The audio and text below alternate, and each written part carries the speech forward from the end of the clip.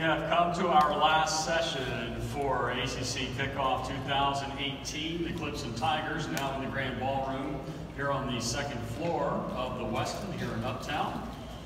Mitch Hyatt will be with us for a few minutes, then Cleveland Farrell will jump up to the podium. Then after that, we'll have Coach Dabo Sweeney for about 15 minutes. Mitch, we've got microphones that are, oh, you're first. Okay. It's been a long day for us all, unless you don't want to. We've got microphones throughout the room, so we'll pass them back and forth, and we'll see what happens over the next couple of minutes. We'll start right here to my left. Dan Tortora, wakeupcalldt.com. Mitch, just what you can say about the decision ultimately to return and be a part of the team this season, why that was the best decision in your opinion, and then moving forward with this team, just what you have to offer with a lot of guys coming back. A big reason for me coming back, just talking to people close to me. I just feel like I have some unfinished business, want to finish school.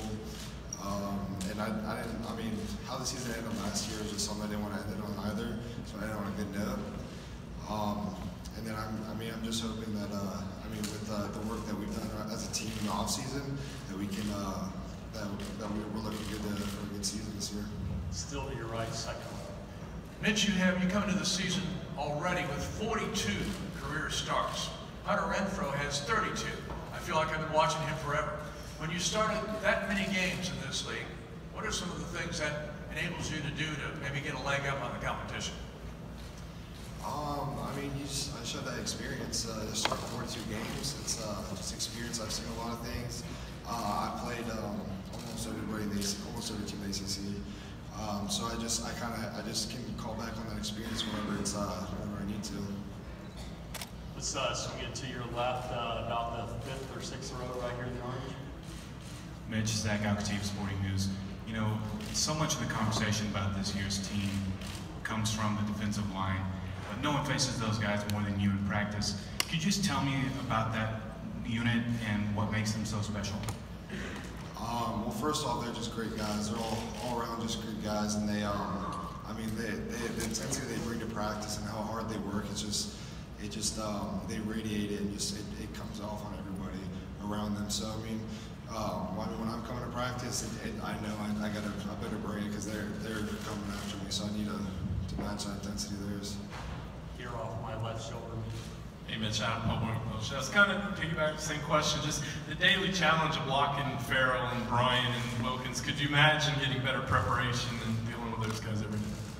Yeah, just blocking every day. I really do feel like it makes me better. It makes the whole line better. And they make everyone better around them. So it's just awesome to have that opportunity to go against them every day. Mitch, you're a senior. How quickly did all this go by? Too quickly. Other questions for Mitch?